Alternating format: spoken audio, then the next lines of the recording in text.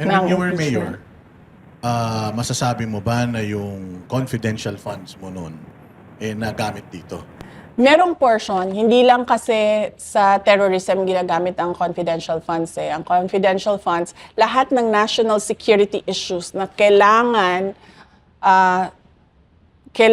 ayusin ng gobyerno ay ginagamitan ng confidential funds. So ang terrorism, isa lang yon. Ang insurgency, isa lang yon. Sa kadami-dami ng national security issues. And how important na hindi lumabas into open yung kung paano ginagamit yung mga confidential funds na yan? Unang-una may batas.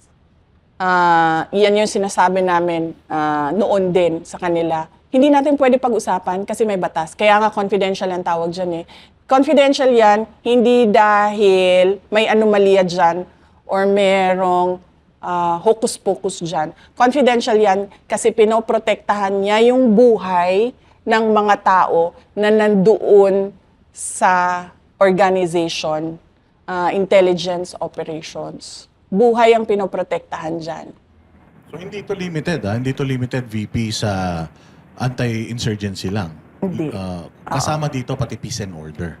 Yes, oo. Broad kasi ang peace and order, 'di ba? Pero lahat ng components at problems sa issues sa peace and order kasama 'yon.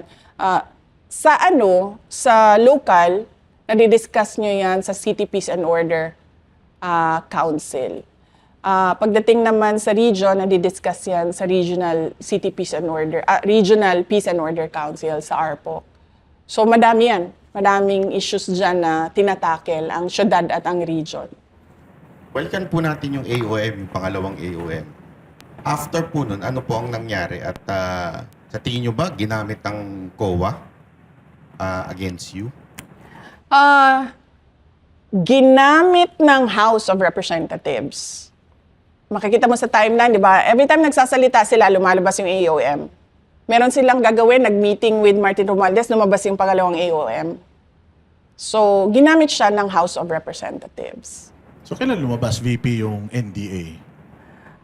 Yung notice, yes, yung notice of disallowance, okay, so, dun tayo sa nagsabi siya na ano ba sinabi niya? Hindi, yung isa, yung pangalawa na, yung pumunta siyang Davao. Oo, mag-ingat ka. Tuturuan ka namin. Yun lang yung nakuha ko sa mumbling niya. Mahilig kasi siyang, makikita niyo sa footage mahilig yan lumapit sa akin at gumaganon, bumubulong. Baka naman di pumambling yung baka ngumumuya lang siya. Actually, pareha sila, no? Kahit yung asawa niya mahilig din magbulong-bulong, Napapansin mo pag, hindi ba? Pero itong dinner nyo na yan or yung inyong nung lumabas kayo, may mga pictures ba kayo dyan o proof na nagkita talaga kayo? Malamang meron yung mga pictures. Wala kasing media doon kaya walang public na photos. Pero maraming photos na galing sa mga private individuals na nandun sa restaurant. Kasi hindi naman pinasara yung restaurant Maraming tao doon. Pero natatandaan niyo, VP, bakit siya nandoon sa Davao? Di ba usually ang presidente, pag pupunta siya sa mga lugar, meron silang inaatinan na something. Alam mo, hindi ko talaga alam, sa totoo lang. Hindi ko alam kung bakit siya lumipad doon sa Davao.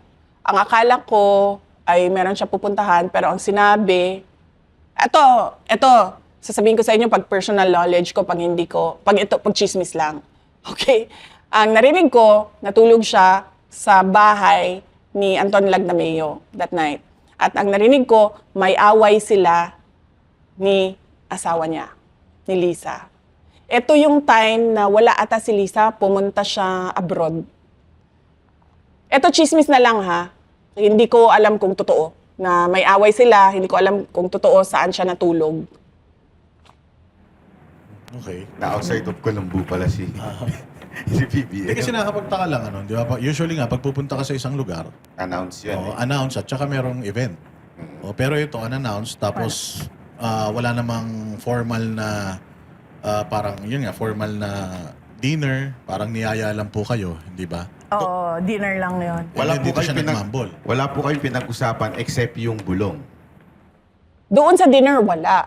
Doon sa dinner, hindi kasi na ako nakikinig kay BBM kasi hindi ko, basta alam ko lang pinag-usapan yung shrimps, pinag-usapan yung rice field, yun ang maalala ko. Meron pa kasi ibang tao doon sa table eh. Hindi lang kaming dalawa eh. Oo, so meron pang mga ibang tao doon.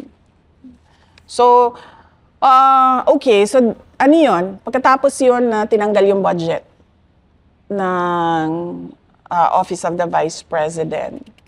Tapos, from January to July of 2024, makikita nyo merong mga spurts of impeachment na usapan.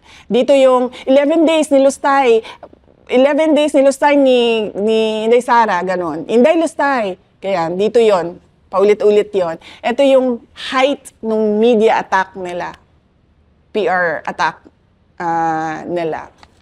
Tapos, July 19, 2024, nag-resign ako sa DepEd, kung maalala ninyo. Kasi, sinabi ko naman na, pinakialaman nila yung budget ng Department of Education, ng House of Representatives. Hanggang ngayon, di pa nasasagot yon. Kung maalala nyo, sinabi ko, chinap-chap nyo, pinaghati-hatian nyo, inattach nyo yung listahan ng mga pangalan ng mga congressman sa GAB. Hanggang ngayon, walang sumasagot doon na. Tapos, yung bang kawalan ni BBM ng sinseridad sa kung ano ba talaga ang solusyon sa problema ng bansa at yung mga promises niya na hindi niya tinupad tulad nung 20 pesos ang bigas na sinasabi ko nung sinabi niya yon, alam niyang nagsisinungaling siya. Kasi alam natin lahat na hindi pwedeng ibaba ng 20 pesos ang bigas. Kahit sinong rice farmer, middleman, sinong may-ari ng ektar-ektaryang palayan, di mo kaya.